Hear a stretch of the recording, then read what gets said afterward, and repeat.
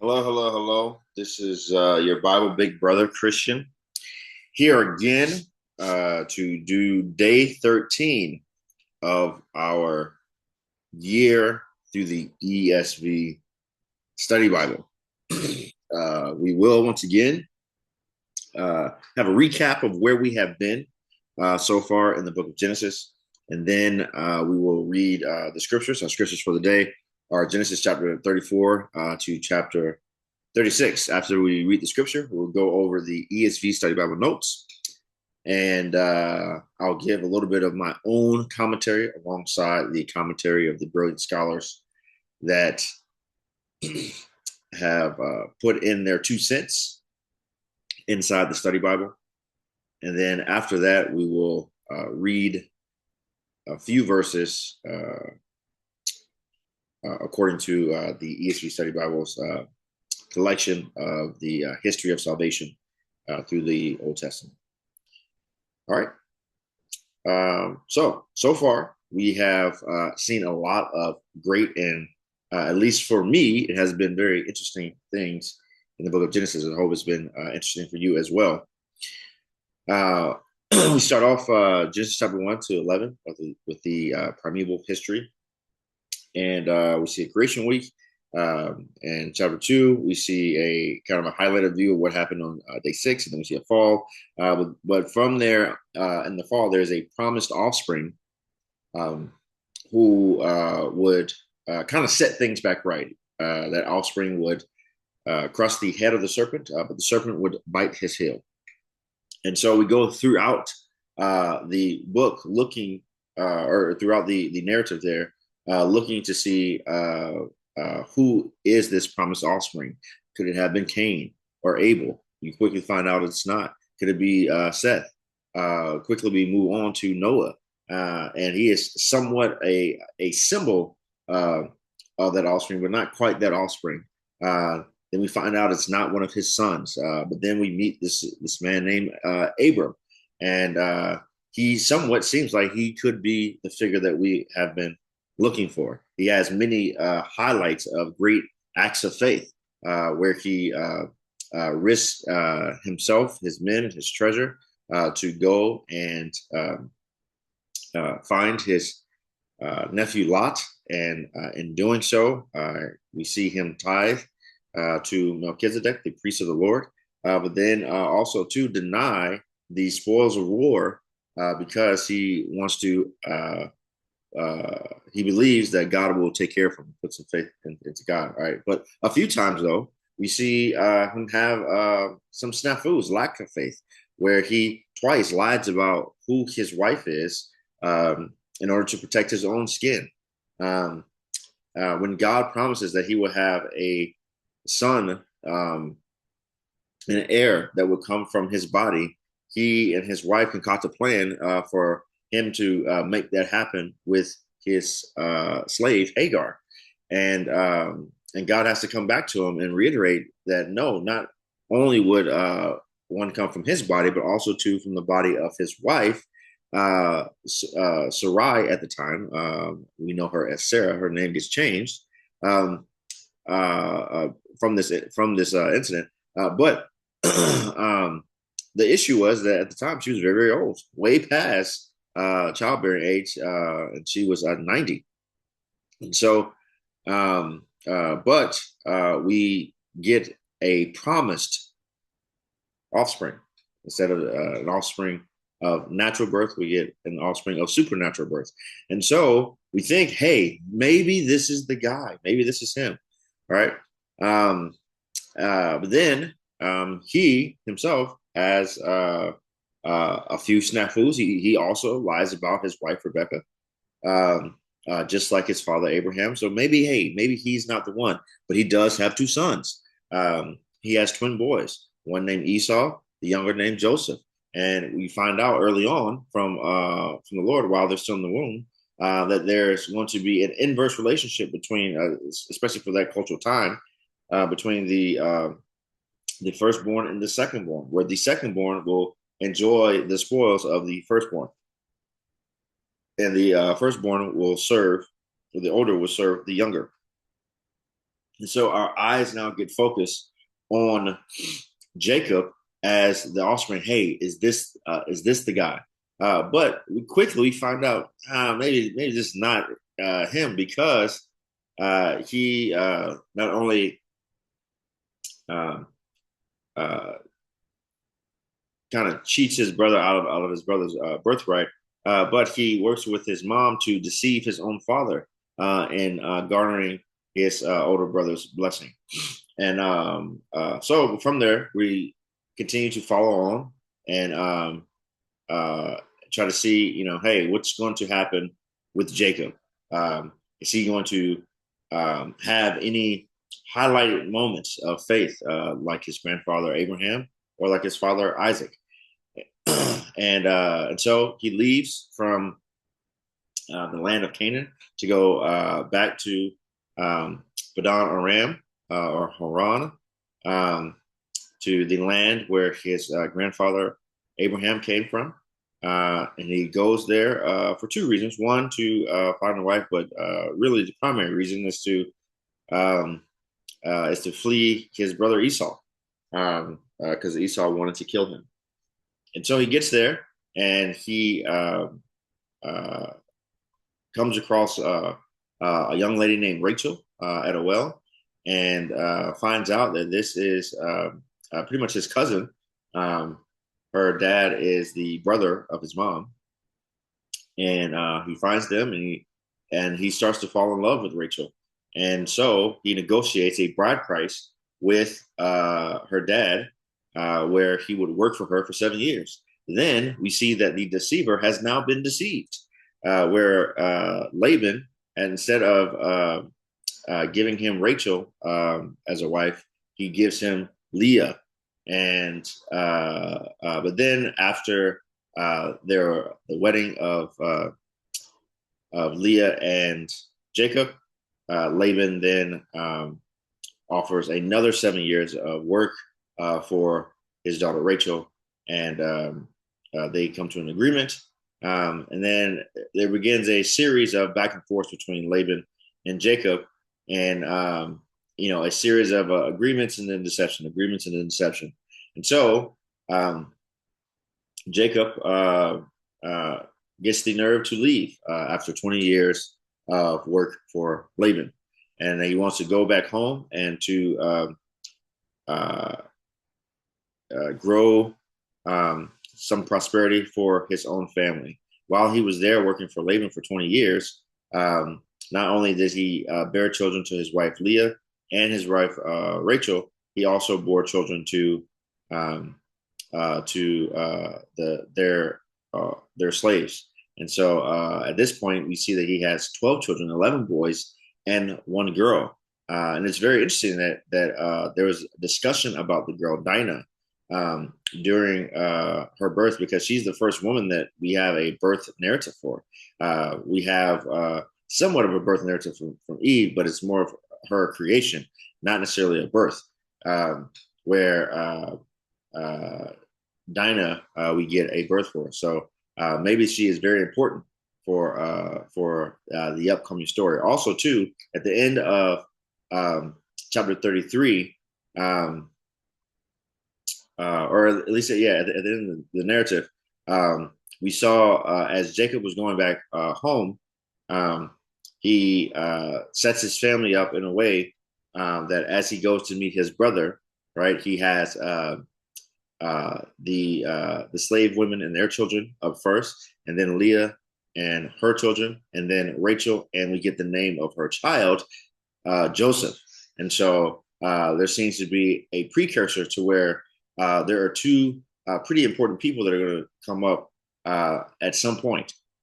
So Dinah, his only daughter, and Joseph, the child that of the woman that he loves the most, which is Rachel. And so, without further ado, we will now get into the text. I think that sets us up nicely for what we have today. Forgot yesterday to take off the verse numbers. So we're going to do that. All right.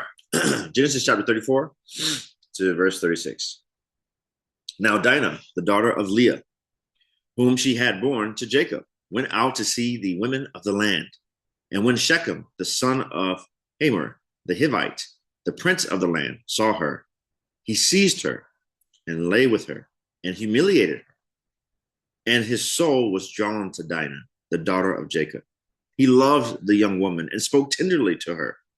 So Shechem spoke to his father Hamor, saying, "Get me this girl for my wife." Now Jacob heard that he had defiled his daughter Dinah, but his sons were with his livestock in the field. So Jacob held his peace until they came. And Hamor, the father of Shechem, went out to Jacob to speak with him. The sons of Jacob had come in from the field as soon as they heard of it, and the men were indignant and very angry because he had done an outrageous thing in Israel by lying with Jacob's daughter, for such a thing must not be done. But Hamor spoke with him, saying, "The soul of my son Shechem longs for your daughter. Please give her to him to be his wife. Make marriages with us. Give your daughters to us, and take our daughters for yourselves. You shall dwell with us, and the land shall be open to you. Dwell and trade in it, and get property in it." Shechem also said to her father and to her brothers, "Let me find favor in your eyes, and whatever you say to me, I will give. Ask me for as great a bride price and gift as you will, and I will give whatever you say to me. Only give me the young woman to be my wife." The sons of Jacob answered Shechem and his father Hamor deceitfully, because he had defiled their sister Dinah. They said to them, "We cannot do this thing, to give our sister to one who is uncircumcised, for that would be a disgrace to us. Only on this condition will we agree with you, that you will become as we are, by every male among you being circumcised. Then we will give our daughters to you, and we will take your daughters to ourselves, and we will dwell with you and become one people. But if you will not listen to us and be circumcised, then we will take our daughter and we will be gone." Their words pleased Hamor and Hamor's son Shechem. And the young man did not delay to do the thing, because he delighted in Jacob's daughter. Now he was the most honored of all his father's house. So Hamor and his son Shechem came to the gate of their city and spoke to the men of their city, saying, "These men are at peace with us. Let them dwell in the land and trade in it. For behold, the land is large enough for them. Let us take their daughters as wives, and let us give them our daughters. Only on this condition will the men agree to dwell with us, to become one people. When every male among us is circumcised, as they are circumcised, will not their livestock, their property, and all their beasts be ours? Only let us agree with them, and they will dwell with us." And all who went out of the gate of his city listened to Hamor and his son Shechem, and every male was circumcised, all who went out of the gate of his city. On the third day, when they were sore, two of the sons of Jacob, Simeon and Levi, Dinah's brothers, took their swords and came against the city while it felt secure, and killed all the males. They killed Hamor and his son Shechem with the sword, and took Dinah out of Shechem's house and went away. The sons of Jacob came upon the slain and plundered the city, because they had defiled their sister. They took their flocks and their herds, their donkeys, and whatever was in the city and in the field, all their wealth, all their little ones, all their wives, all that was in the houses, they captured and plundered. Then Jacob said to Simeon and Levi, "You have brought trouble on me by making me stink in the inhabitants of the land, the Canaanites and the Perizzites. My numbers are few, and if they gather themselves against me and attack me, I shall be destroyed, both I and my household." But they said, "Should he treat our sister like a prostitute?" God said to Jacob, "Arise, go up to Bethel and dwell there. Make an altar there to the God who appeared to you when you fled from your brother Esau."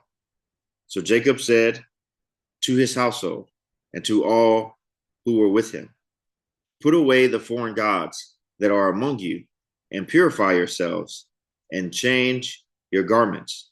Then let us arise and go up to Bethel, so that I may make there an altar to the God who answers me in the day of my distress, and has been with me wherever I have gone.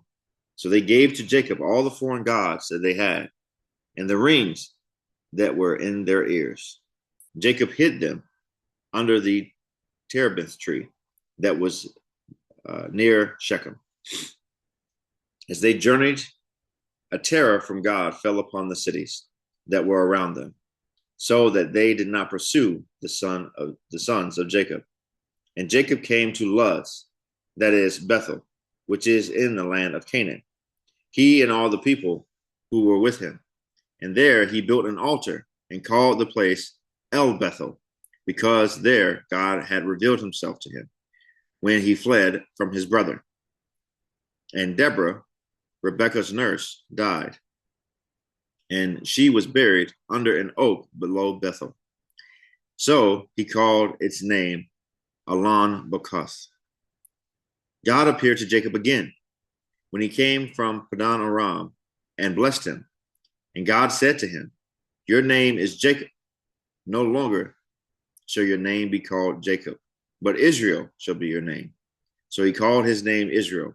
And God said to him, I am God Almighty. Be fruitful and multiply.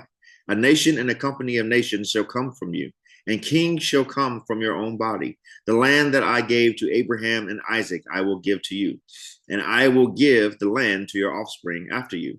Then God went up from him in the place where he had spoken with him. And Jacob set up a pillar in the place where he had spoken with him, a pillar of stone. He poured out a drink offering on it and poured oil on it. So Jacob called the name of the place where God had spoken with him, Bethel. Then they journeyed from Bethel. When they were still some distance from Ephrath, Rachel went into labor, and she had hard labor. And when her labor was at its hardest, the midwife said to her, do not fear, for you have another son. As her soul was departing, for she was dying, she called his name Ben-Oni, but his father called him Benjamin. So Rachel died, and she was buried on the way to Ephrath, that is Bethlehem. And Jacob set up a pillar over her tomb. It is the pillar of Rachel's tomb, which is there to this day. Israel journeyed on and pitched his tent beyond the tower of Adair. While Israel lived in the land, Reuben went and lay with Bilhah, his father's concubine, and Israel heard of it. Now the sons of Jacob were 12. The sons of Leah, Reuben, Jacob's firstborn, Simeon, Levi, Judah, Issachar, and Zebulun. The sons of Rachel, Joseph and Benjamin. The sons of Bilhah, Rachel's servant, Dan and Naphtali. The sons of Zilpah, Leah's servant, Gad and Asher. These are the sons of Jacob who were born to him in Padan Aram. And Jacob came to his father Isaac at Mamre, or Kiriath Arba, that is Hebron, where Abraham and Isaac had sojourned. Now, the days of Isaac were 180 years, and Isaac breathed his last, and he died and was gathered to his people, old and full of days. And his sons Esau and Jacob buried him. These are the generations of Esau, that is Edom. Esau took his wives from the Canaanites, Adah, the daughter of Elon the Hittite, Oholibamah, the daughter of Anna, the daughter of Zibeon the Hivite, and Basemath, Ishmael's daughter, the sister of Nabaioth. And Adah bore Esau, Eliphaz. Basemath bore Ruel, and Oholibamah bore Juesh, Jalem, and Korah. These are the sons of Esau, who were born to him in the land of Canaan. Then Esau took his wives, his sons, his daughters, and all the members of his household, his livestock, all his beasts, and all his property that he had acquired in the land of Canaan. He went into a land away from his brother Jacob, for their possessions were too great for them to dwell together. The land of their sojourning could not support them because of their livestock. So Esau settled in the hill country of Seir. Esau is Edom. These are the generations of Esau, the father of the Edomites, in the hill country of Seir. These are the names of Esau's sons: Eliphaz, the son of Ada, the wife of Esau; Ruel, the son of Basemath, the wife of Esau. The sons of Eliphaz were Timon, Omer, Zepho, Gatam, and Kenaz. Timnah was a concubine of Eliphaz, Esau's son. She bore Amalek to Eliphaz. These are the sons of Ada, Esau's wife. These are the sons of Reuel, Nahath, Zerah, Shema, Mizah. These are the sons of Basemath, Esau's wife. These are the sons of Oholibamah, the daughter of Anna, the daughter of Zibeon, Esau's wife. She bore Esau, Juash, Jalem, and Korah. These are the chiefs of Esau, the sons of Eliphaz, the firstborn of Esau. The chiefs: Timon, Omer, Zepho, Kenaz, Korah, Gatam, and Amalek. These are the chiefs of Eliphaz in the land of Edom. These are the sons of Ada. These are the sons of Ruel, Esau's sons. The chiefs: Nahath, Zerah, Shema, and Mizah. These are the chiefs of Ruel in the land of Edom. These are the sons of Basemath, Esau's wife. These are the sons of Oholibamah, Esau's wife. The chiefs: Juash, Jalem, and Korah. These are the chiefs born of Oholibamah, the daughter of Anna, Esau's wife. These are the sons of Esau, that is Edom, and these are their chiefs. These are the sons of Seir, the Horite, the inhabitants of the land: Lotan, Shabal, Zibeon, Anna, Dashan, Etzer, and Dashan. These are the chiefs of the Horites, the sons of Seir in the land of Edom. The sons of Lotan were Hori and Haman, and Lotan's sister was Timnah. These are the sons of Shobal: Alvin, Manahath, Ebal, Shepho, and Onam. These are the sons of Zebeon, Aya, and Anna. He is the Anna who found the hot springs in the wilderness, as he pastured the donkeys of Zebeon, his father.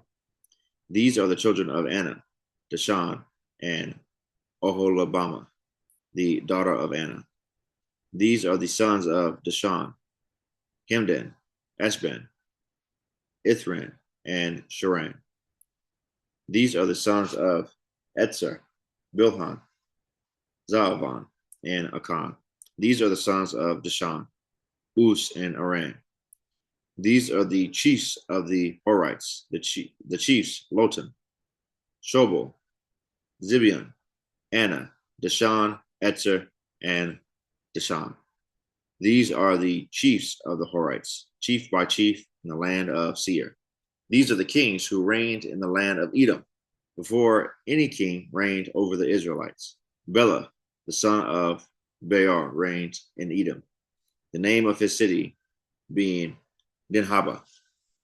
Bela died, and Jobab, the son of Zerah of Basra, reigned in his place. Jobab died, and Husham of the land of the Temanites reigned in his place. Husham died. Hadad, the son of Bedad, who defeated Midian in the country of Moab, reigned in his place, the name of his city being Avith. Hadad died, and Samlah of Masrekah reigned in his place. Samlah died, and Shaul of Rehoboth on the Euphrates reigned in his place. Shaul died, and Baal Hanan, the son of Akbar, reigned in his place. Baal Hanan, the son of Akbar, died, and Hadar reigned in his place. The name of his city being Paul. His wife's name was Mehatabel, the daughter of Matred, daughter of Mezahab. These are the names of the chiefs of Esau according to their clans and their dwelling places. By their names, the chiefs, Timnah, Alva, Jetheth, Oholabama, Elah, Penan, Kenaz, Teman, Mibzar, Magdiel, and Aram. These are the chiefs of Edom, that is Esau, the father of Edom, according to their dwelling places in the land of their possession. This is the word of the Lord. Man, not gonna lie. It was a little rough, man. It was a little rough. All right, let's see what the ESV Study Bible notes gets us on there. All right. Chapter 34, verses 1 to 31, the rape of Dinah. Almost as soon as Jacob returns to Canaan, an incident threatens the future security of his whole family. While the rape of Dinah by Shechem is inexcusable, the punishment meted out by Simeon and Levi far exceeds the crime. While they are reluctant to acknowledge any fault on their part, Jacob is very cautious of how their actions have endangered his entire household. Furthermore, circumcision, which was intended by God to bring divine blessing, leads on this occasion to death and destruction. All of this takes place without any reference to God.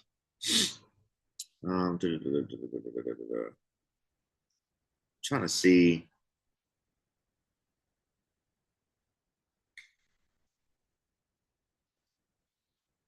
I do want to say something about the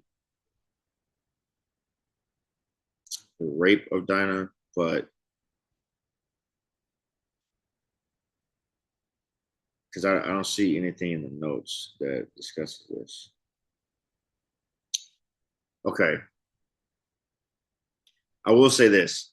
Amongst biblical scholars, there is discussion on if she was actually raped, right? The reason is because the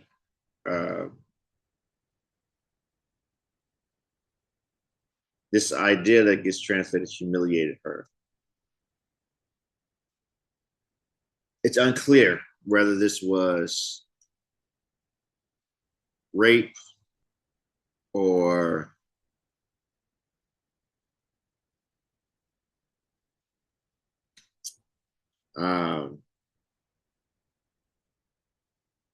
I mean, I don't know how to describe like a lesser form of like a, not necessarily rape, but kind of forcing themselves on her, or a seduction. So amongst biblical scholars, there is a question there. I tried to have something prepared for this episode to kind of go into that, but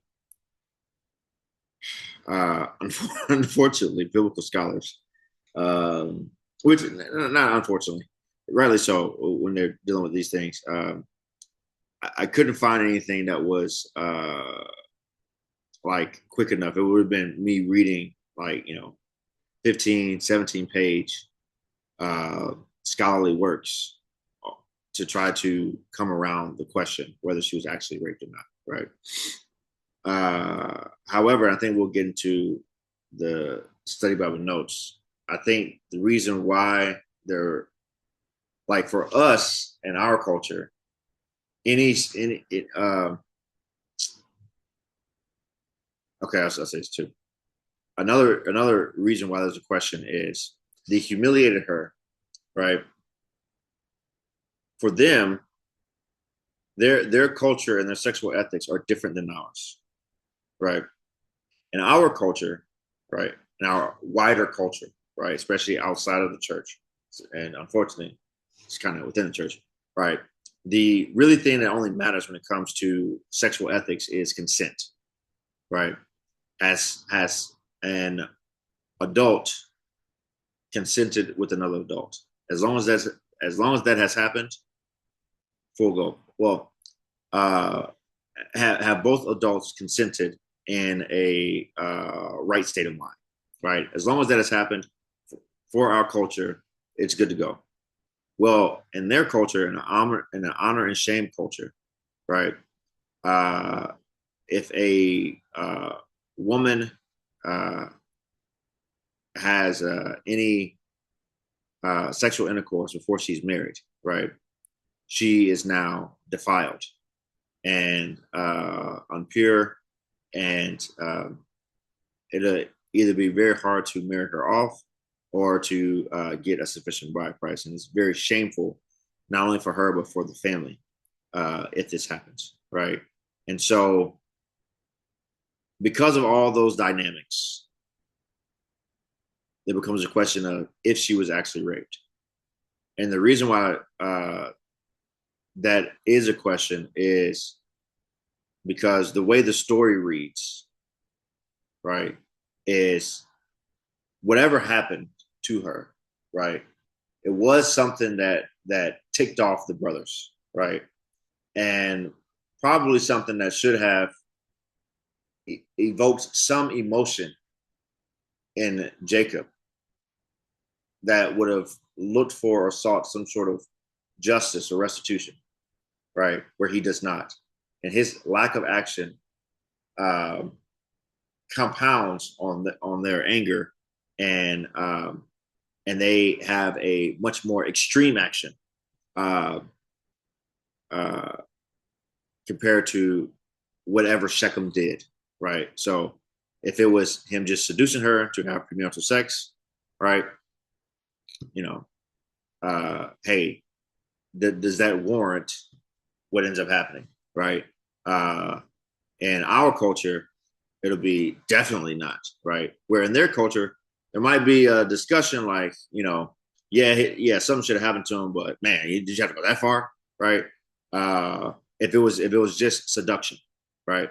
Um, uh, Now in our culture, if there was rape, depending on who you talk to, they might say, yeah, I mean,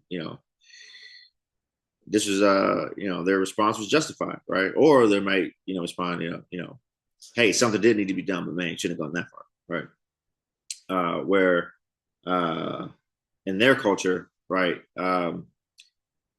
the kind of depending on who you talk to, rape might have been put on the same level as the seduction, right? Where even from the woman's point of view, right? What would have been worse for her is not that she got raped, but now that she is not a virgin, right? And she has to walk around with the shame that she's not a virgin. Um, we see that we see almost a parallel to this story with, I think man, it's not Tamar. Goodness gracious, what's her name? Let's see. Let's go here. Absolutely.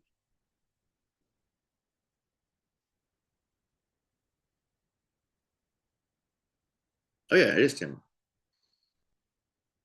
Amnon and Tamar.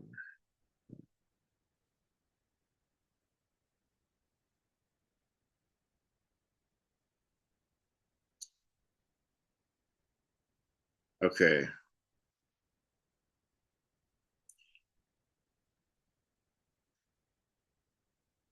okay.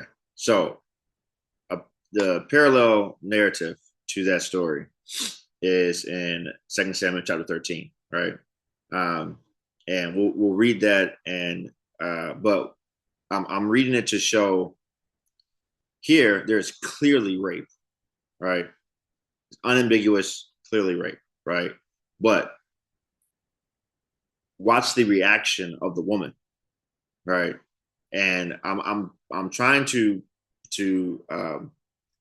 put this up there so that to show like our sexual ethics is different than theirs, right? And we've talked about before about allowing the Bible um, to be read on its own terms, right? Um, and it is written inside of a culture, okay? And sometimes that culture does not match up with actual biblical ethics, right? Um, just like our culture sometimes does not match up to biblical ethics, right? There are certain things that we just assume as a culture that are correct. Some of those things match up, and those other things don't, right? So I think that happens with almost every culture around the world, right? And so, but I'm trying to set up that framework as we try to look at the story and try to figure out, hey, what actually happens to Dinah, and why does it look like? Why does it seem like whatever does happen to her, the author is trying to make it not as big of a deal compared to what happens to the person that does whatever he does to her. Okay. All right. 2 Samuel chapter 13. Now Absalom, David's son, had a beautiful sister whose name was Tamar. And after a time, Amnon, David's son, loved her. And Amnon was so tormented that he made himself ill because of his sister Tamar, for she was a virgin. And it seemed impossible to Amnon to do anything to her. But Amnon had a friend whose name was Jonadab, the son of Shemaiah, David's brother. And Jonadab was a very crafty man. And he said to him, "Oh, son of the king, why are you so haggard morning after morning? Will you not tell me?" Amnon said to him, "I love Tamar, my brother Absalom's sister." Jonadab said to him, "Lie down on your bed and pretend to be ill. And when your father comes to see you, say to him, 'Let my sister Tamar come and give me bread to eat, and prepare the food in my sight, that I may see it and eat it from her hand.'" So Amnon lay down, pretending to be ill. And when the king came to see him, Amnon said to the king, "Please let my sister Tamar come and make a couple of cakes in my sight, that I may eat from her hand." Then David sent home to Tamar, saying, "Go to your brother Amnon's house and prepare food for him." So Tamar went to her brother Amnon's house, where he was lying down. And she took dough and kneaded it and made cakes in his sight and baked the cakes. And she took the pan and emptied it out before him. But he refused to eat. And Amnon said, "Send out everyone from me." So everyone went out from him. Then Amnon said to Tamar, "Bring the food into the chamber, that I may eat from your hand." And Tamar took the cakes she had made and brought them into the chamber to Amnon, her brother. But when she brought them near to him to eat, he took hold of her and said to her, "Come, lie with me, my sister." She answered him, "No, my brother, do not violate me, for such a thing is not to be done in Israel. Do not do this outrageous thing. As for me, where could I carry my shame? And as for you, you would be as one of the outrageous fools in Israel. Now, therefore, please speak to the king, for he will not withhold me from you." But he would not listen to her, and being stronger than she, he violated her and lay with her. Then Amnon hated her with very great hatred, so that the hatred with which he hated her was greater than the love with which he had loved her. And Amnon said to her, "Get up, go." But she said to him, "No, my brother, for this wrong is sending me away. No, my brother, for this wrong and sending me away is greater than the other that you did to me." But he would not listen to her. He called the young man who served him and said, "Put this woman out of my presence and bolt the door after her." Now she was wearing a long robe with sleeves, for thus were the virgin daughters of the king dressed. So his servant put her out and bolted the door after her. And Tamar put ashes on her head and tore the long robe that she wore. And she laid her hand on her head and went away, crying aloud as she went. Okay, so this is a parallel passage, right? So this is much later in the timeline, but we do get a parallel passage. Now, look at her response to the sexual assault. Her response is not. She seems she seems to be much more concerned with the shame afterward than the actual act, right? Watch her initial response. No, my brother, do not violate me, for such a thing is not done in Israel. Do not do this outrageous thing. As for me, where could I carry my shame? Right? So at the end, when he says to get up and go, she said, no, my brother, for this wrong and sending me away is greater than the other that you did to me. Right? So there is something within her mind, right? Something within the culture that her lack of virginity, right, seems to be worse than the fact that she was sexually assaulted, right? Or that seems to just weigh very high within the culture. Okay. And so that's why there is some uncertainty about what actually happened to Dinah, right? But most people will say that she was raped. But just questions. So let's get back to the study notes. Okay, 34 chapter 34 verse 1. Dinah's association with the women of the land possibly carries negative connotations. Again, this goes into, hey, what really happened to her, right? Because if they're associating her with the women of the land, right, which the only other occurrence of this expression in Genesis comes in 27:46 when Rebekah speaks out against Jacob's marrying one of the women of the land, right? So now Dinah, the daughter of Leah, whom she had born to Jacob, went out to see the women of the land, right? So, hey, she must have had friends out there, right? So this leads into the question of what really happened to her, right? Because was she being a floozy, right? Very old word, right? Was she being fast, right? Was she out there twerking it? And then, Shechem caught wind, right? So the narrative is not really treating her that well as it introduces it, right? Which again lays the question. I don't know what exactly happened to her. We don't know. However, sometimes that becomes the focus of the story, right? Well, really the focus is the response of the brothers. I think it leaves it ambiguous for a reason, because the focus is not supposed to be on her, which I've made it the focus so far.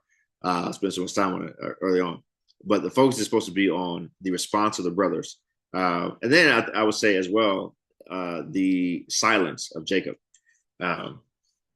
because we kind of see that later on, and that's in the story of Tamar and Amnon as well. Chapter 34, verses 2-4. Hamer, the Hivite, the prince of the land, verse 2, was clearly a figure of some importance in Shechem. His status later allowed him to persuade all the men of the city to be circumcised, while Hamer's son, Shechem, verse 4, is initially drawn to Dinah by lust. He now desires to hold on to her as his wife. Chapter 34, verse 7. Dinah's brothers are justifiably enraged at the way Shechem has treated their sister. Chapter 34, verses 8-9. Although Hamer comes to speak to Jacob, verse 6, the latter appears to be pushed aside by his sons. They are the ones who engage in discussion with Hamer and Shechem, right? Yep. So let me go back here. Jacob heard that she had been defiled. Right. And he comes to Shechem went out to speak, or Haman went to speak to Jacob. David, the sons of Jacob come from the thing. All right. Haman spoke.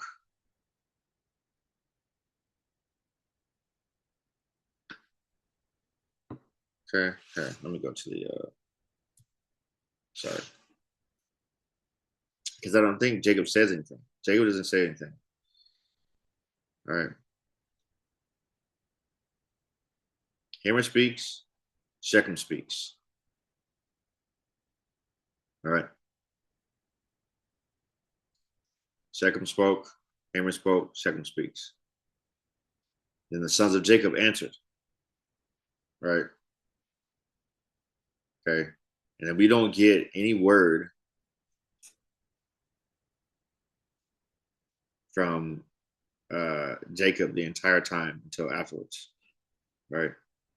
Jacob said here. Right. So Jacob doesn't speak anything about what happens with his daughter.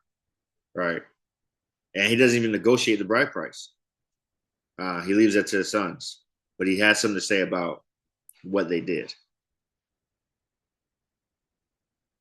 Right.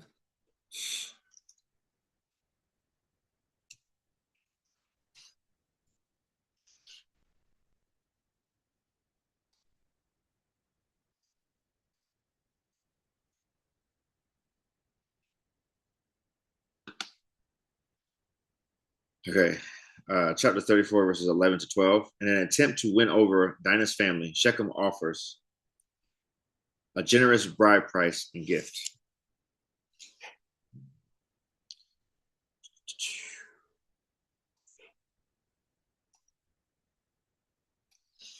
This was a normal part of marriage arrangements in the ancient Near East. He is willing to give them whatever they ask.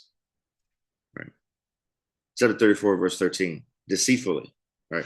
And again, also too, like, look at how they set up who Shechem is. Right. So maybe if, right, let's just say he does the worst and he actually rapes her. Okay.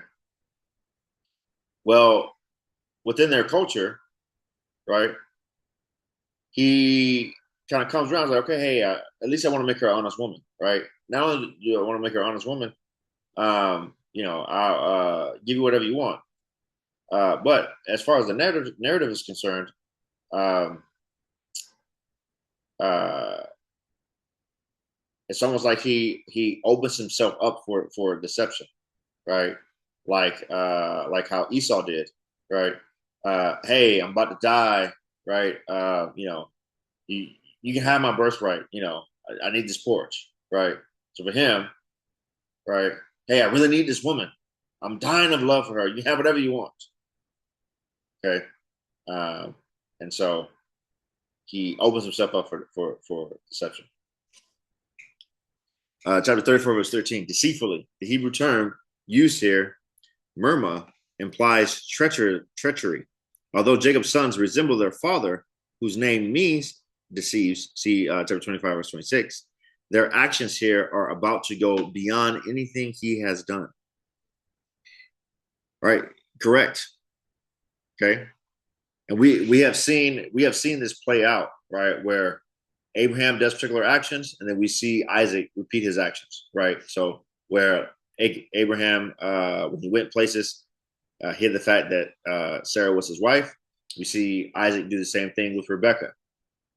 We've seen some parallels between Jacob and Abraham as well. But now we're starting to see, a kind of a like father, like son deal, where Jacob deceived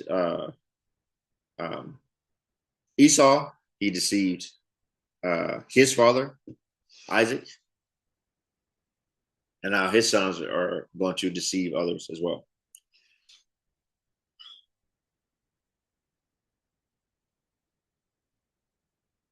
Chapter 34, verses 14 and 17. As a precondition for their marriage between Dinah and Shechem, her brothers request that the men of Shechem become circumcised, verse 15. See note on chapter 17, verse 11, right, where it talked about circumcision. All right, in chapter 17, circumcision is introduced as the sign of the eternal covenant that God established with Abraham. Those who are circumcised acknowledge Abraham as their father, while Jacob's sons are right to insist that circumcision is necessary in order for both groups to become one people, verse 16. Their intention, as revealed in subsequent events, is otherwise, right? So they utilize the means of God for their own deceptive purposes, right? Not for the purpose that God has put out there. Chapter 34, verse 21. These men are at peace with us. Hamor and Shechem are utterly deceived by Jacob's sons, right?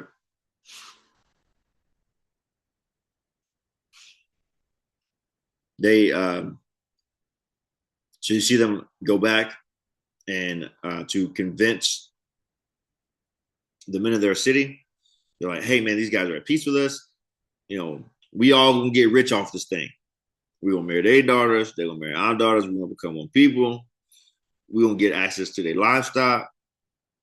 It's gonna be on and popping, man. Look, all y'all gotta do, you know, go a little chop, chop, snip, snip.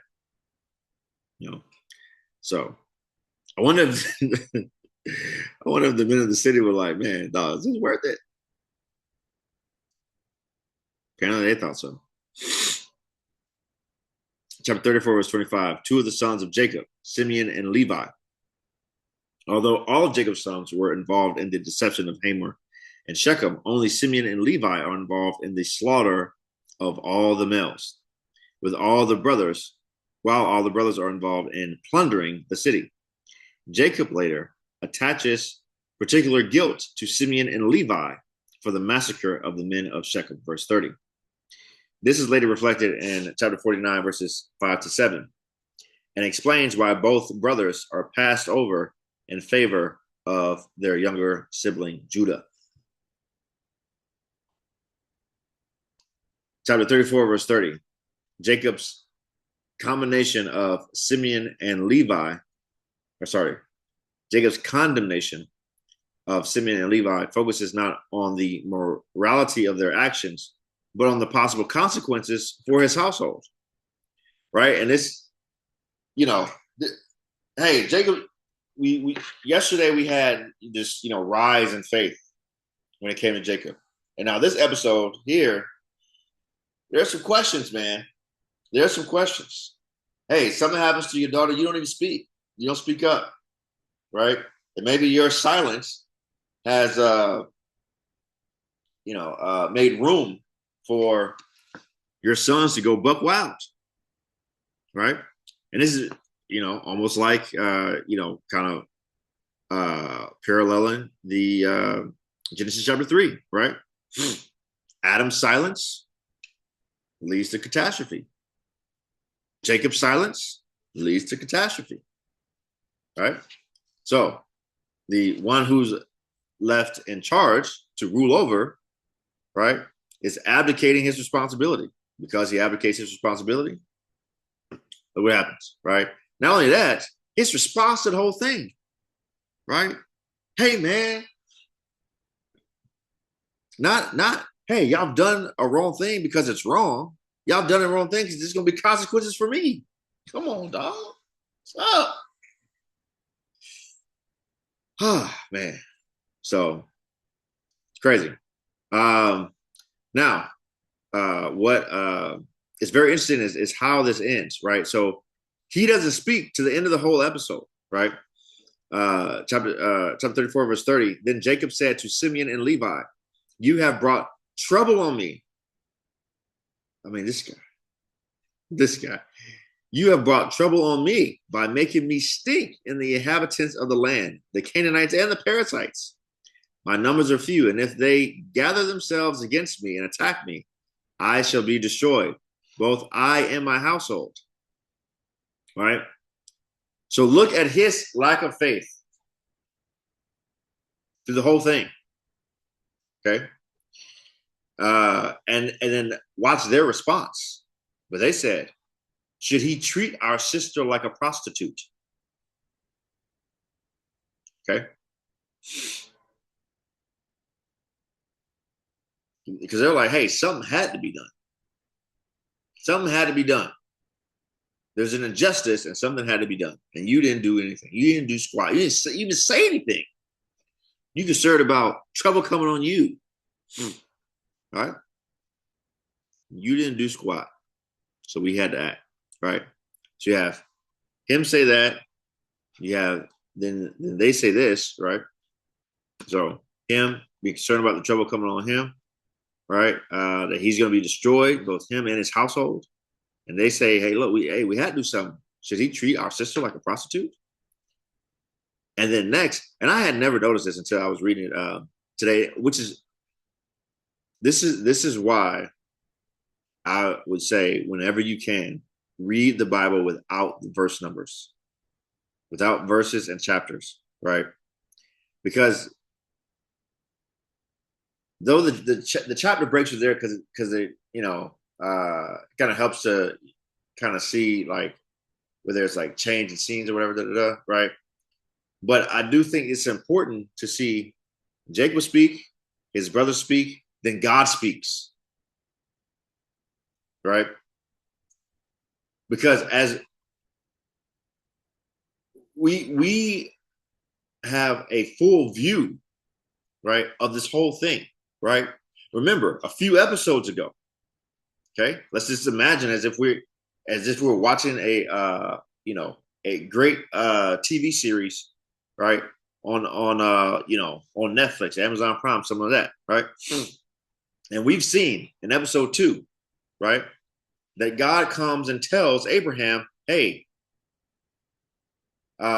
this land is going to be yours, right? And your descendants, they're going to go somewhere else and be, they're going to struggle there for 430 years, and they're going to come back to this land, right? For that to happen, his descendants they got to be alive, right? And so Jacob, he's already gotten iterations of that same promise since then. And here, when I think about it, let me go and see.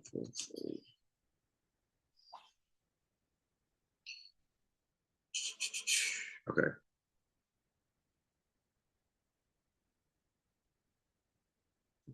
Um, 400. Nope. Goodness.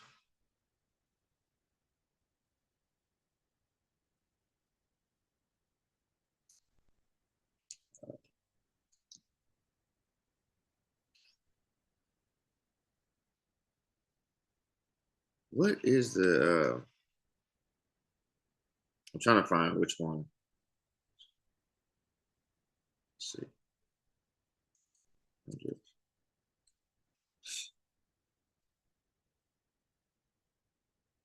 There we go. This one.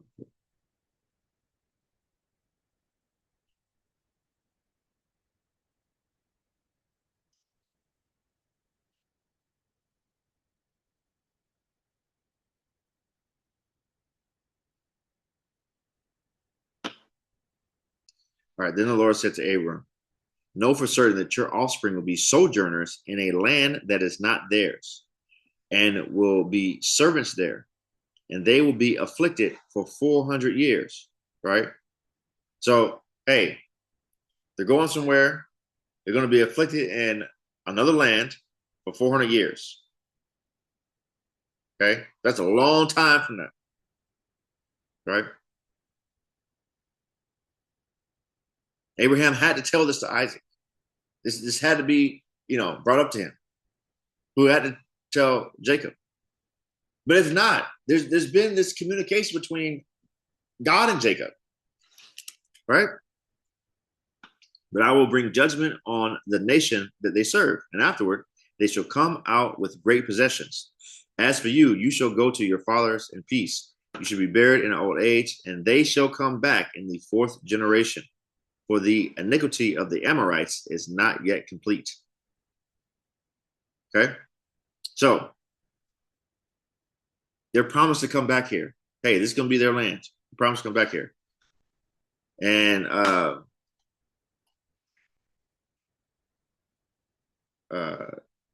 Jacob is scared that, hey, man, now what y'all have done, now I'm about to die because of what y'all have done, right? Instead of having faith in the Lord, that the Lord is going to keep his promise, right? And as we've spoken about before, God's providence, even in the midst of Jacob's lack of faith, God upholds his end of the bargain, right? Jacob shows his lack of faith. His brothers show their lack of understanding of justice, and God shows his faithfulness. God said to Jacob, arise, go up to Bethel and dwell there.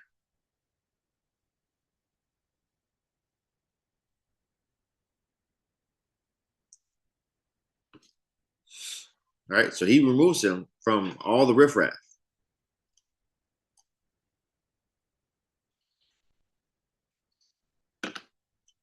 Here's this study notes, chapter 35, verses 1 to 29.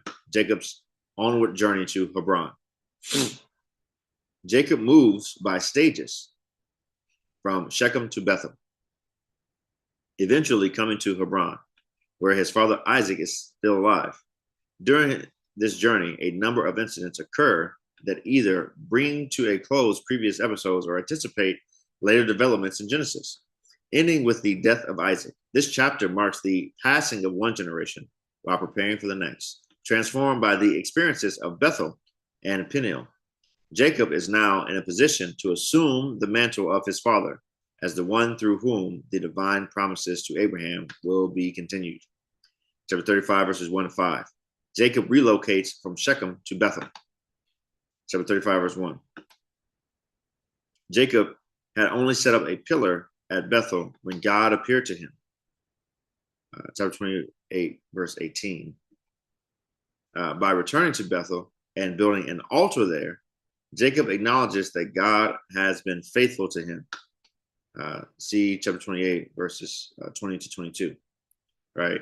And so remember, we talked about there where he set up a pillar, which was very reminiscent of the way that the Canaanites practiced their faith, right? Well, here, instead of building a pillar, he builds an altar, right? And starts to have a more refined worship, right? So even in the midst of his lack of faith and his lack of justice, he is still growing, I guess, growing in faith, right? Responding to God's faithfulness. Chapter 35, verses 2, excuse me. Chapter 35, verses 2 to 3. Jacob's instructions are intended to prepare his household for entering God's presence.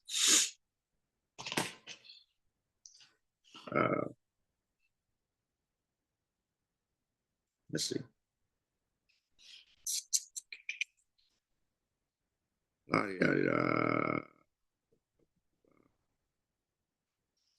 So Jacob said to his household and to all who were with them, put away your foreign gods that are among you and purify yourselves and change your garments.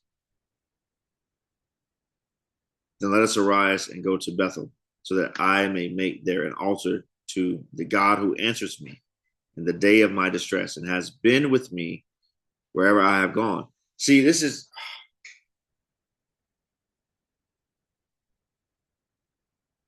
I'll say for someone like myself, right? And we talked about the Pharisees yesterday in Luke 15.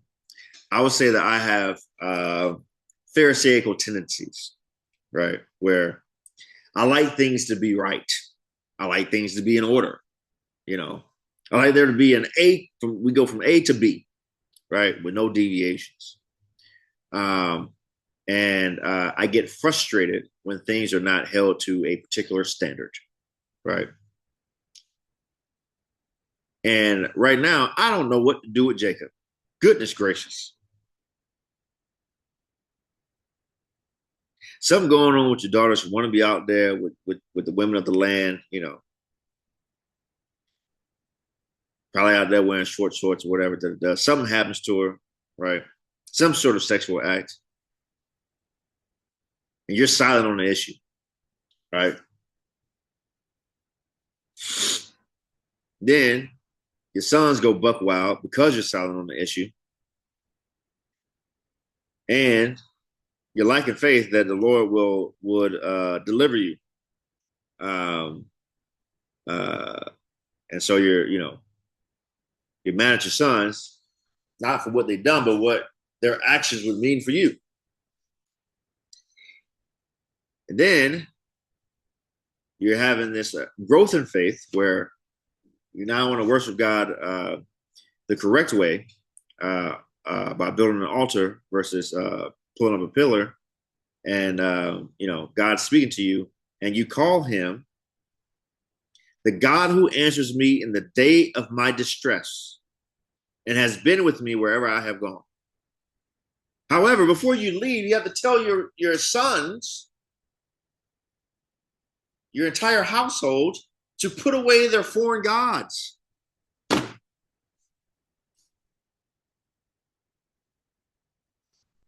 What kind of show are we running here? Goodness gracious.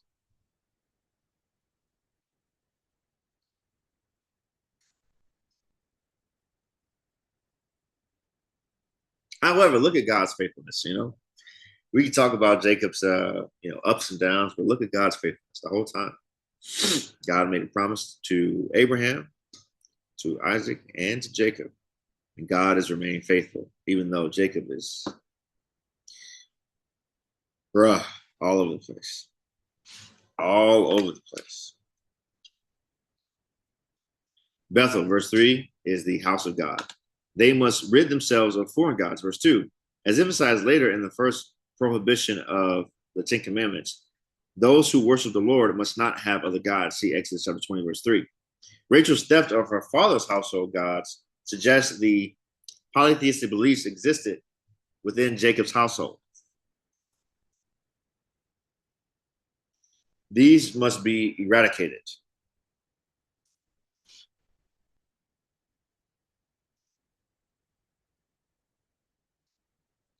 The members of Jacob's household must purify themselves. Genesis chapter 35, verse 2.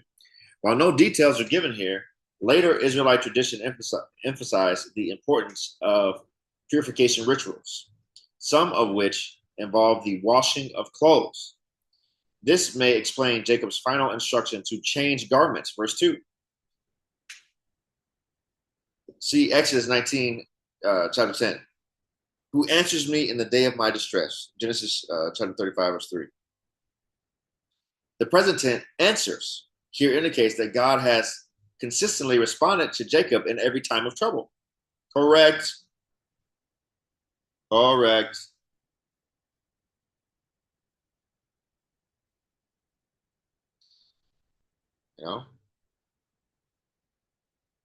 Why, when Jacob is in a time of trouble, did he not respond as such? Chapter 35, verse 4.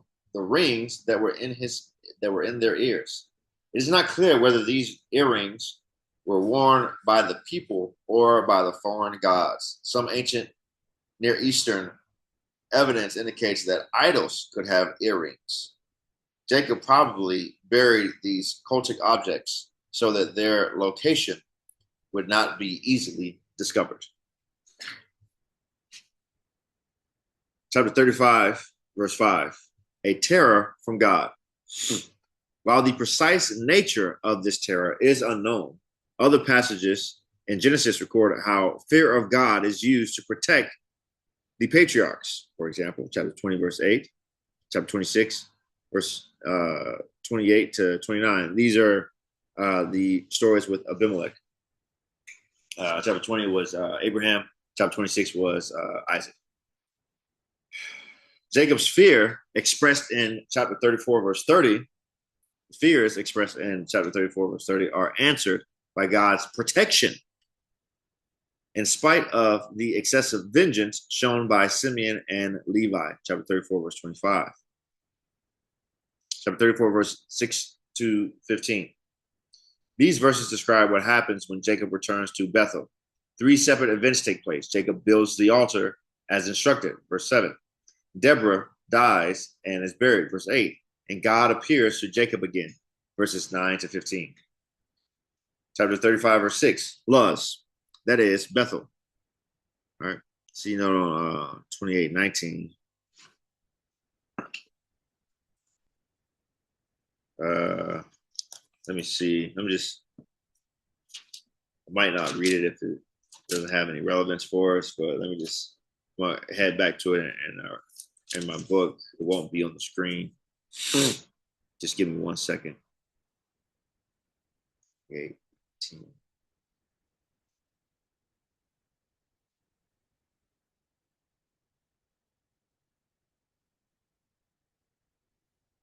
Okay, it just talks about the renaming of the city from Luz to Bethel.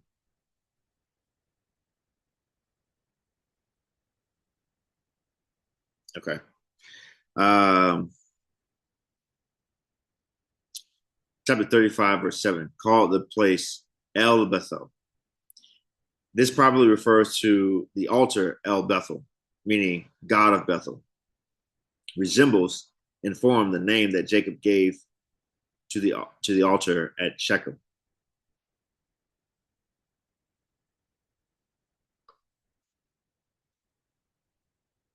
And remember, he named that altar something.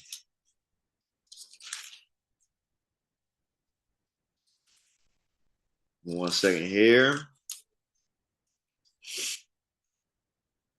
El Elohei Israel. God, the God of Israel. All right. So here he names the pillar God of Bethel. All right.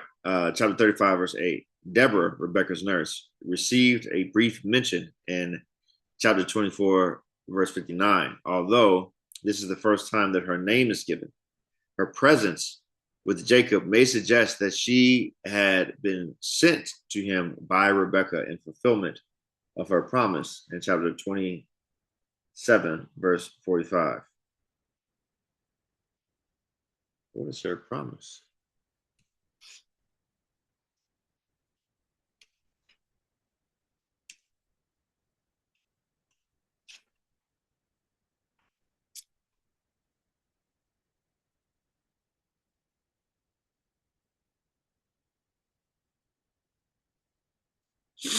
Oh, you know what?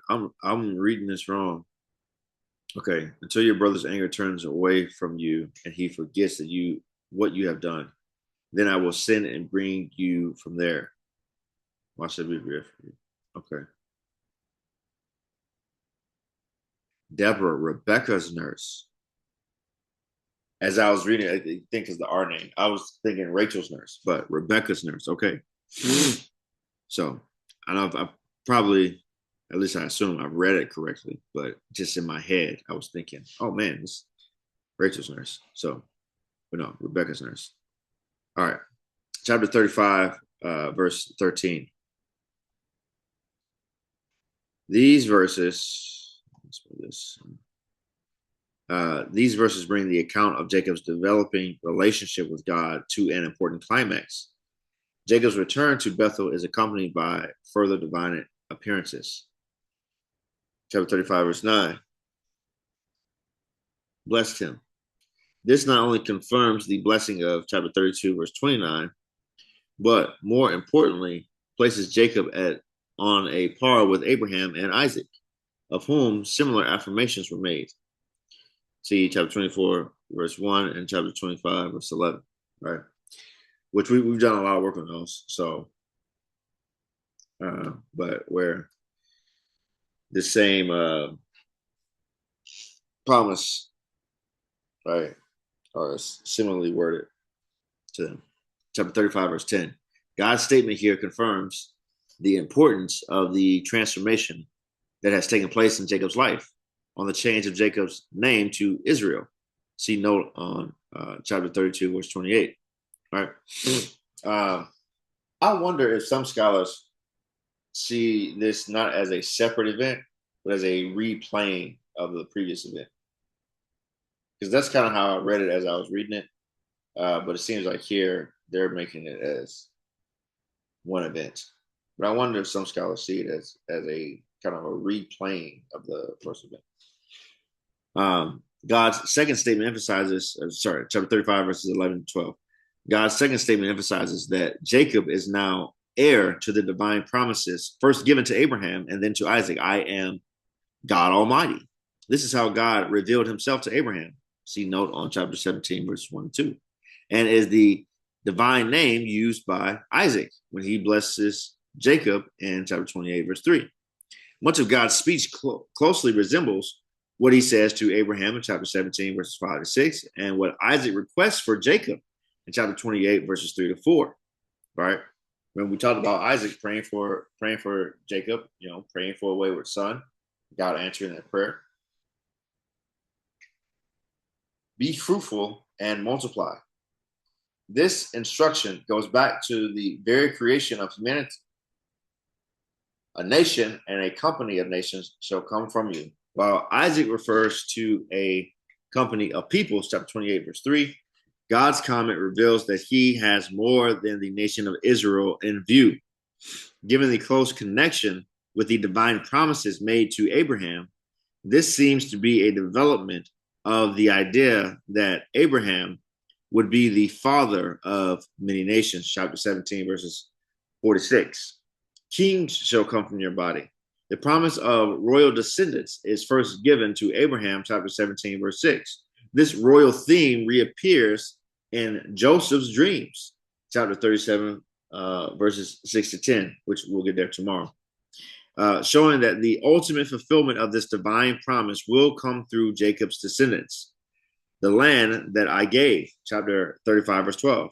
The divine promise of the land, which goes back to the call of Abraham, and chapters 12, 1 to 3, is renewed to include Jacob and his descendants. Chapter 35, verses 14 to 15, pillar. See note on 28, 18, drink offering. This is the only mention in Genesis of such an offering. Later references suggest that wine was used. Let me look at it.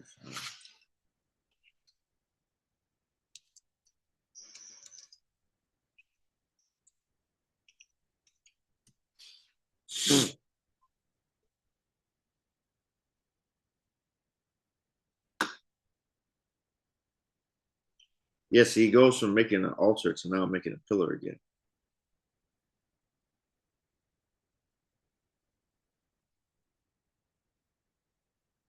I don't know. Kind of confused now. I thought he got past the pillar deal. We'll see though. Maybe there's some further study I can do to see what's going on there. What's going on?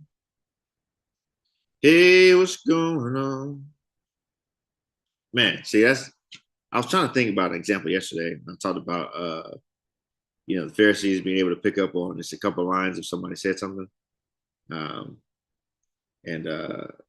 connecting certain things. I talked about how some people, if you just say a few words, they'll start singing a song based off of those few words, right? And here I go, I do it to myself. Hey, let's see what's going on. Hey, get that Marvin Gaye.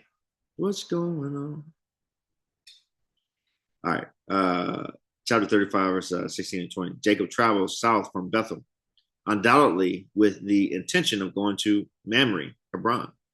His journey is disrupted, however, when Rachel dies while giving birth. The name that Rachel gives her newborn is Ben-Oni, verse 18. It's potentially ambiguous. See ESV footnote. It probably means son of my sorrow to signify the tragic consequences surrounding his birth, but it could also mean son of my strength. See chapter 49, verse 3 for strength in this tense. Jacob deliberately changes the name and removes the ambiguity. Benjamin, chapter 35, verse 18, means son of my right hand. On the way to Ephrath, that is Bethlehem. Jewish tradition locates the tomb between Bethlehem and Jerusalem. This tradition, however, can be traced back only to the 4th century AD, right? Long time afterwards.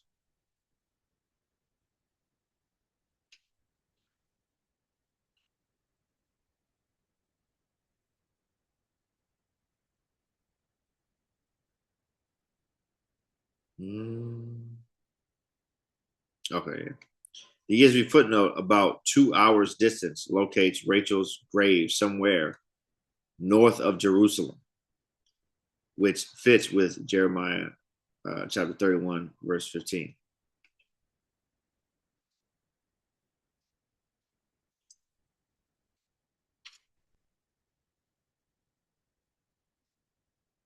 Chapter 35, verse 18. Her soul was departing. This is one place in the Old Testament where the word soul, Hebrew nefesh, denotes what gives life to the body. Chapter 35, verse 21. The location of the Tower of Adair is uncertain, although context suggests that it lay between Bethel and Hebron, since Adair means flock or herd. This tower may have been used by shepherds. Chapter 35, verses 22 to 23. Reuben went and lay with Bilhah, his father's concubine. While Reuben's actions may have been prompted by inappropriate lust, it challenged Jacob's position as head of the household.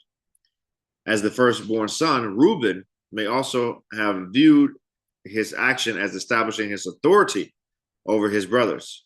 See 2 Samuel chapter 16, verses 20 to 23. Yet it had the opposite effect.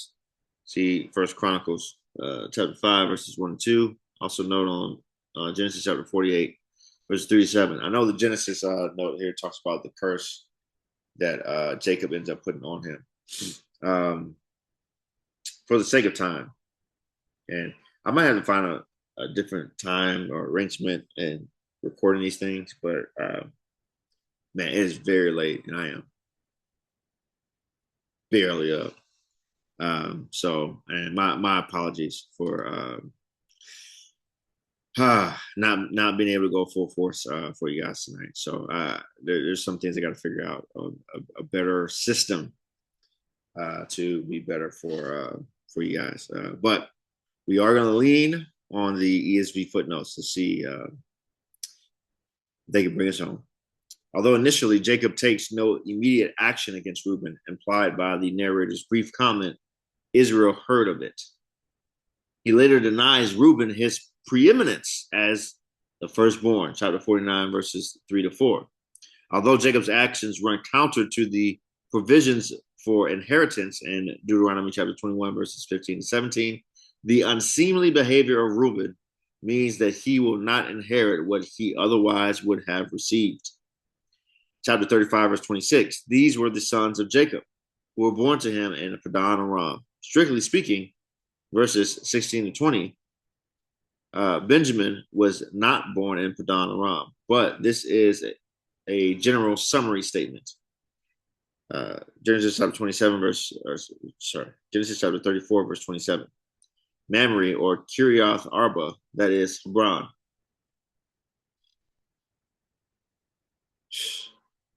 List this chapter. Oh shoot, man, that's a whole nother note. All right, chapter 28 to 29. In spite of hinting and evidently believing that his death was imminent, in chapter 27, verses 1 and 2, Isaac has remained alive during Jacob's 20 years of exile in Padan Aram. The report of Isaac's death, like that of Abraham in chapter 25, verses 7 and 10, marks the end of an era and brings to a natural conclusion the main narrative section that began with chapter 25, verse 19, according to chapter 49, verses 30 to 31. Isaac was buried in the cave at Machpelah. Chapter 36, verse 1 to chapter 37, verse 1. Esau's descendants in Edom, largely through genealogy-like lists. This chapter provides a brief description of Esau and his descendants. This information, which concludes the narrator's interest in Esau, precedes the much fuller and more important account of Jacob's descendants. The location of this material is in Romans chapter 25, verses 12 to 18, where information about Ishmael's descendants comes before the longer account of Isaac's family. The author of Genesis usually writes about minor characters before concentrating in detail on the main participants of the unique family line. Particular attention is given to the presence of both chiefs and kings among Esau's descendants, who coexist alongside the Horites, the original inhabitants of Seir. Eventually, however, Esau's descendants assumed control of Seir, renaming it Edom. Chapter 36, verses 1 to 8. These verses, which are more narrative than genealogy, anticipate and explain the summary description of Esau that comes in verse 9. Repeated references to Canaan underline that these events occurred during Esau's time in Canaan, when 5 sons and some daughters were born to him. Then, because the land was unable to support the livestock of both Esau and Jacob, see chapter 13, verses 5 to 6 for a similar scenario, right? That was with Abraham and Lot. The land wasn't big enough for both of them, right? The former relocated outside Canaan in the hill country of Seir, outside the Dead Sea. Chapter 36, verse 1. These are the generations of, see note on chapter 2, verse 4, which talks about this repeated repeated phrase throughout Genesis. It kind of keeps the narrative going. Esau, that is Edom. On the origin of the name Edom, see note chapter 25, verse 30. I think it's like red or something like that.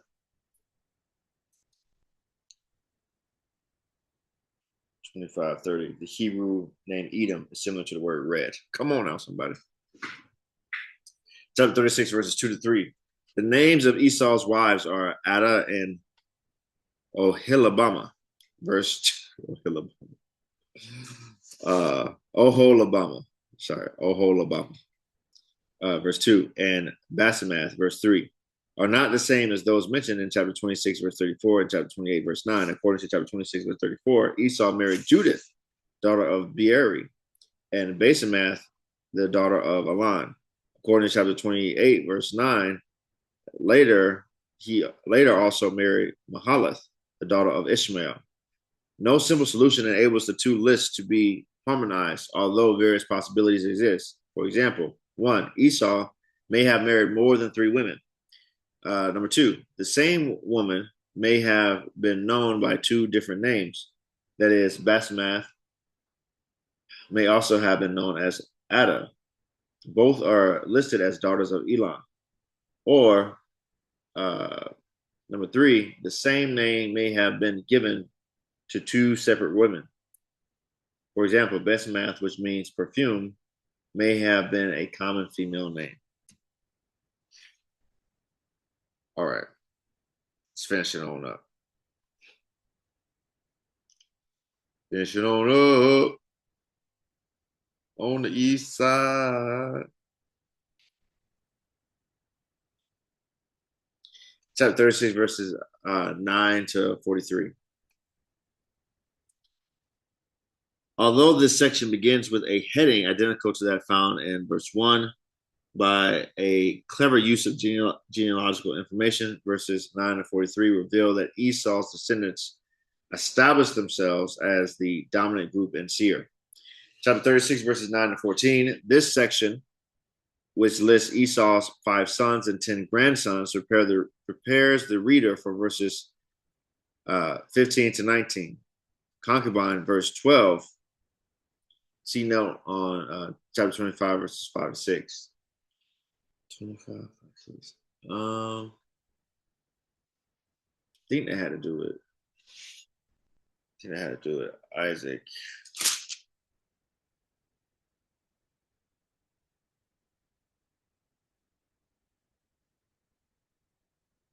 Okay, it talks about Abraham's concubines.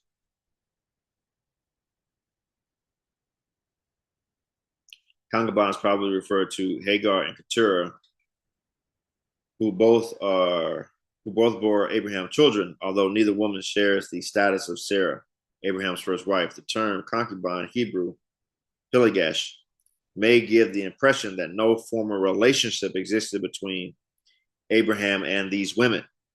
Yet, since their sons are publicly recognized as Abraham's children, some type of formal relationship evidently existed.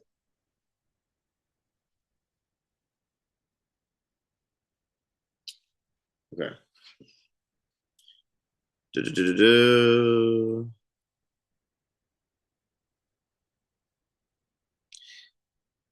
Chapter 36, verses 15 to 19. Esau's sons and grandsons produced 14 chiefs, while all the names listed here appear in verses 9 to 14.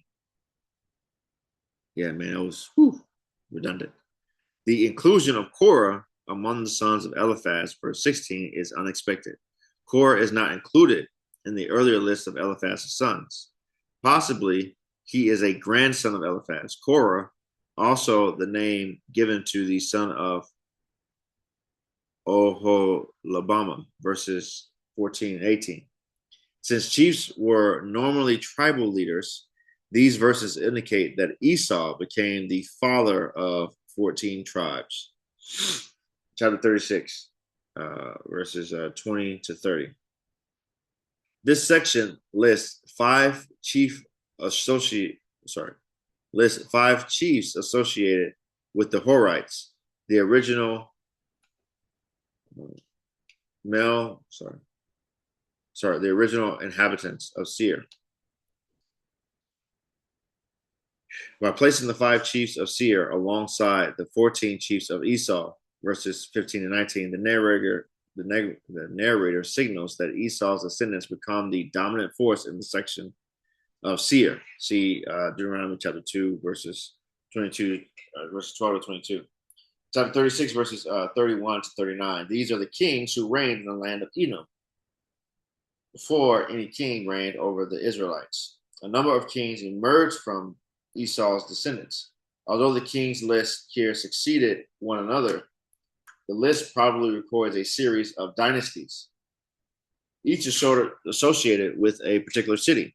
The author of verse 31 either lived after the Israelite monarchy was a reality or clearly anticipated that one would be established. The pattern of tribal leaders eventually being replaced by kings was repeated in ancient Israel. Chapter 36, verses 40 to 43. These verses list a number of Edomite chiefs according to their clans and their dwelling places. Verse 40. The destructive feature of this section is the mention of dwelling places. The chiefs are associated with particular regions, which possibly bore their names, although the evidence for this is limited. This list of Edomite chiefs is repeated in First Chronicles chapters 51 to chapter 1, verses 51 to 54. All right. And I think that's it. All right. So that concludes our discussion of the notes. Now we will let's go this way. We'll read the history of salvation in the Old Testament. We were in chapters 34 to 36 today. We only have 3 verses. We will read those and we will call it a night. Chapter 34, verse 9. Though Simeon and Levi are later criticized for their deceit and violence, chapter 49, verses 5 to 7, God uses them in preserving the line of holy offspring from intermarriage. Exactly. See Deuteronomy chapter 7, verse 3.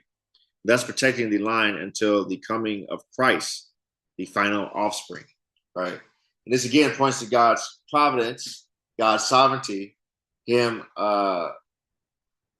allowing certain events, but even within those events, whether it be good, bad, or neutral, He still